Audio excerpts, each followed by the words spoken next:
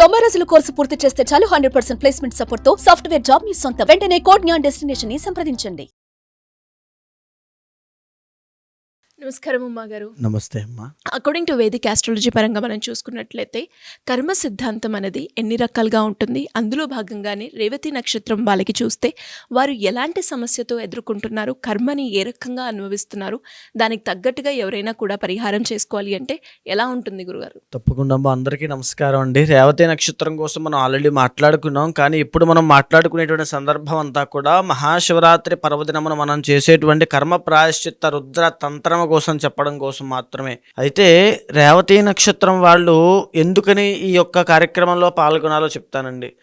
రేవతి నక్షత్రం వాళ్ళకి ఎస్పెషల్లీ ఈ సంవత్సరం విపరీతమైన టార్గెట్స్ ఉంటాయి, విపరీతమైన పోరాటం ఉంటుంది. ద ఒరిజినల్ 12th హౌస్ అండి. విపరీతమైన ధన నష్టము, విపరీతమైనటువంటి శక్తి నష్టము, అంటే loss of money, loss of health, loss of wealth, loss of efforts, loss of energy, loss of thoughts అన్నీ కూడా లాస్ అవ్వడము, విపరీతంగా నష్టపోయేటువంటి అవకాశాలు ఉంటాయి. మీరు బాగా గమనించండి. మార్చి 28, 29, మార్చి 30 ఈ 3 తారీఖుల్లోనూ షష్టగ్రహ కూటమి అనేటువంటిది మీనరాశిలో పట్టడం చేత మీనరాశి వాళ్ళకి ఆరోగ్యపరమైన ఇబ్బందులు తీవ్రంగా ఉంటాయి. మార్చి 28, 29, 33 తారీఖుల్లో పట్టేటువంటి షష్టగ్రహ కూటమి వల్ల విపరీతమైనటువంటి ఆరోగ్య సమస్యలు మీనరాశి వాళ్ళకి రాబోతున్నాయి.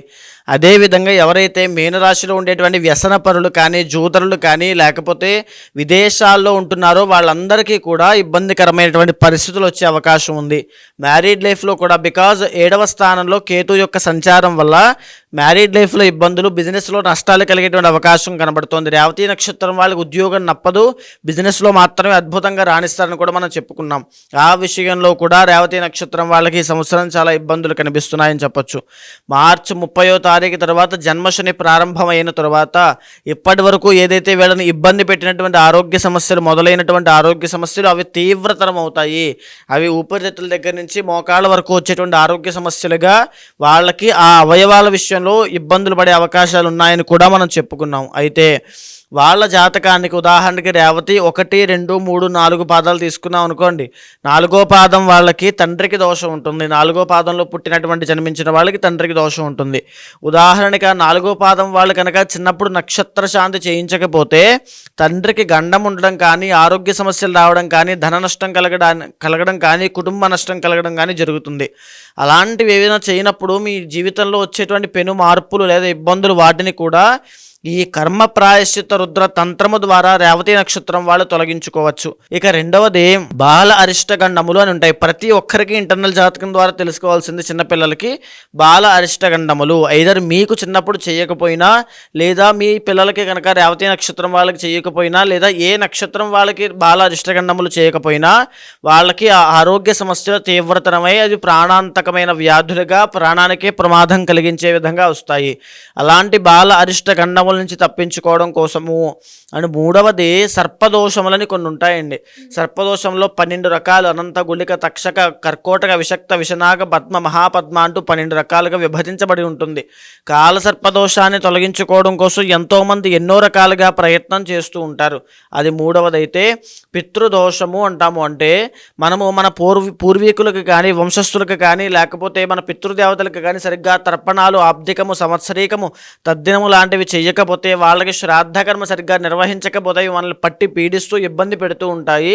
సంతానం కలగకుండా, మన సంతానానికి ఇబ్బంది కలిగేలాగా, మనకి వివాహం జరగకుండా, వివాహం అయిన తర్వాత ఇబ్బందులు వచ్చేలాగా తీవ్రమైన సమస్యలు వస్తూ ఉంటాయి వాళ్ళ కోసము. అదేవిధంగా కుజదోషము, మనం కుజదోషం గురించి మాట్లాడుతూ ఉంటామండి. 4-5 రకాలుగా ఉంటుంది. 1 కుజదోషం, పెళ్లి కానీ లేట్ మ్యారేజ్ అవుతుంది. 2 పెళ్ళైన తర్వాత విడిపోతారు. 3 పెళ్ళైన చనిపోతారు. 4ది పెళ్ళైన తర్వాత కోర్టు కేసులు అంటూ న్యాయపరమైన చిక్కులు ఎదుర్కొంటారు. ఈ 4 రకాల కుజదోషం వాళ్ళు అసలు ఈ 4 దోషాలు ఎందుకు వస్తాయి? ఇప్పుడు నేను చెప్పినటువంటి సర్ప, కాలసర్ప, అదేవిధంగా కుజదోష, పితృదోష ఇవన్నీ ఎందుకు వస్తాయండి? మనం చేసుకున్నటువంటి కర్మ వల్ల వస్తాయి. మనం చేసుకున్న కర్మ ఏమిటి అంటే సంచిత కర్మ అని ఉంటుందండి. మన జన్మలుగా మనల్ని వెంటాడుతూ వచ్చేటువంటి కర్మనే సంచిత కర్మ. అది ఉండగా మనం జీవితంలో సుఖపడేటువంటి అవకాశాలు ఉండవు. అది శని యొక్క పీరియడ్ ఆఫ్ టైంలో కానీ, జాతకంలో దోషాలు ఉన్నప్పుడు కానీ మనం అనుభవించేలా చేస్తుంది. చేస్తుంది. ఆ అనుభవాన్ని మన బాధని తగ్గించుకోవడం కోసం మనం చేయాల్సిన మొట్టమొదటి పని ఏమిటి అంటే కర్మని తొలగించుకోవడము, కర్మని నాశనం చేసుకోవడం కోసము. మహాకుంభమేళా వెళ్ళి అంతమంది ఎందుకు స్నానం చేస్తున్నారంటే మన పాపాలు పోతాయి, మనకి ఎంతో పవిత్రత చేకూరుతుందని అర్థం కోసం. కార్తీక మాసంలో పౌర్ణమి నాడు స్నానం ఎందుకు చేస్తారంటే మనకి కాస్త పాపాలు పోతాయి అని అర్థము.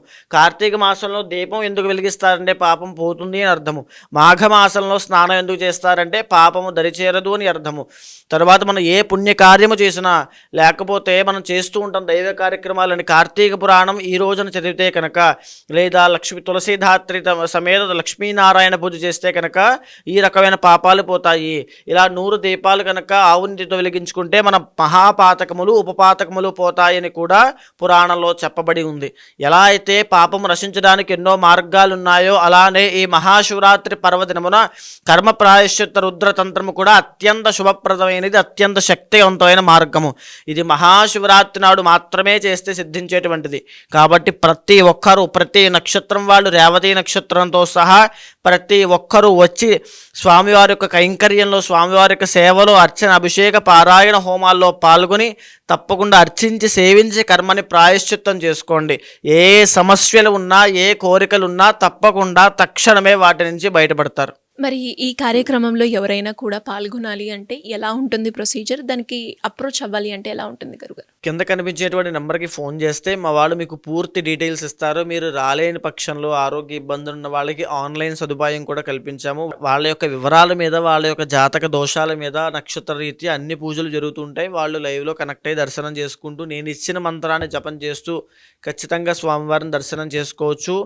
వచ్చిన ప్రతి ఒక్కరికి, ఆన్లైన్లో చేసుకున్న ప్రతి ఒక్కరికి కూడా ఆది దంపతుల యొక్క అనుగ్రహం ద్వారా అఖండ ఐశ్వర్యం సిద్ధించేటువంటి యంత్రము, నరదృష్టి నివారణ యంత్రము, రక్షలు, విభూది అన్నీ కూడా ఇవ్వబడతాయి.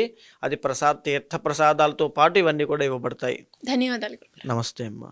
సుమన్ టీవీలో మీ పర్సనల్ అండ్ బిజినెస్ ప్రమోషన్స్ కోసం కింది నెంబర్కి కాంటాక్ట్ చేయండి.